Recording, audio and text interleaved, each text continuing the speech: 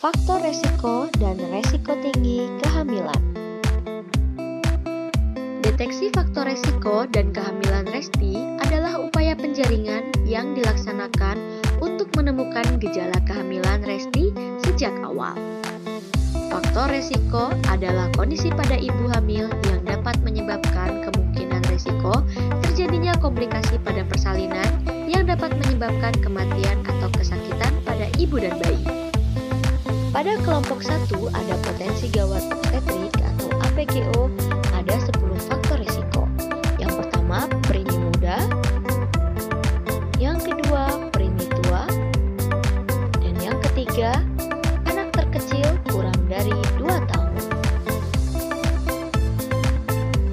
Yang keempat, preini sekunder lebih dari 5 tahun.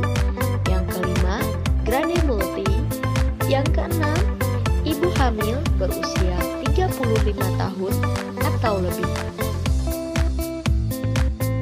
Dan yang ketujuh, tinggi badan 145 cm atau kurang.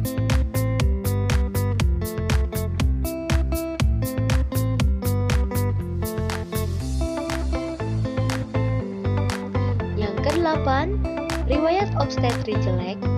Yang kesembilan, persalinan yang lalu dengan tindakan. Dan yang terakhir adalah bekas operasi sesar.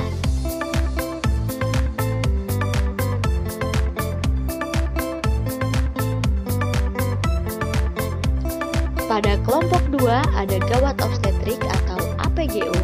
Ada 8 faktor risiko, yaitu yang pertama adalah penyakit pada ibu hamil. Yang kedua, bengkak pada tungkai dan muka, lalu disertai dengan tekanan darah tinggi. Yang ketiga adalah hamil kembar. Yang keempat, hidramnion. Lalu selanjutnya ada IUFD, hamil lebih bulan, letak sungsang, dan letak lintang. Pada kelompok 3 ada gawat darurat obstetrik atau AGDO, yaitu perdarahan pada saat kehamilan dan preeklamsia berat. Komplikasi pada kehamilan resiko tinggi. Dampak kehamilan beresiko bagi ibu adalah yang pertama ada keguguran, yang kedua yaitu partus macet, yang ketiga perdarahan antepartum dan postpartum, yang keempat intrauterine fetal death atau IUFD.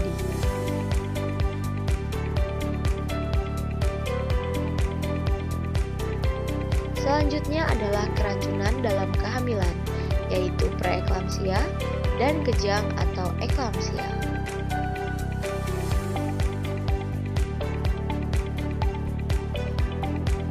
Dampak kehamilan beresiko bagi janin adalah yang pertama, bayi lahir belum cukup bulan.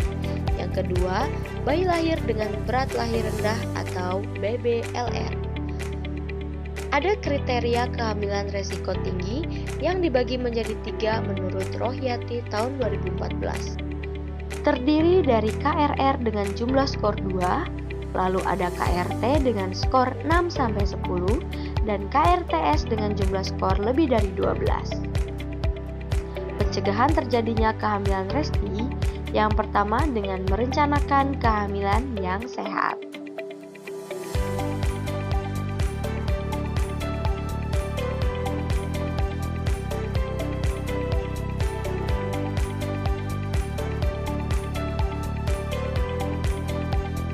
Yang kedua, dengan pengawasan kehamilan.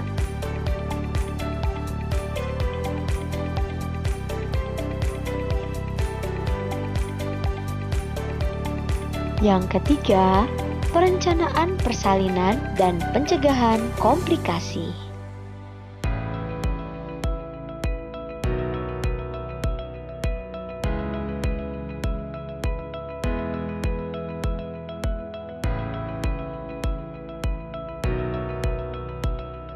Penata laksanaan kehamilan Resti. Yang pertama, deteksi dini Resti. Yang kedua, pemeriksaan kehamilan sesuai standar 10T.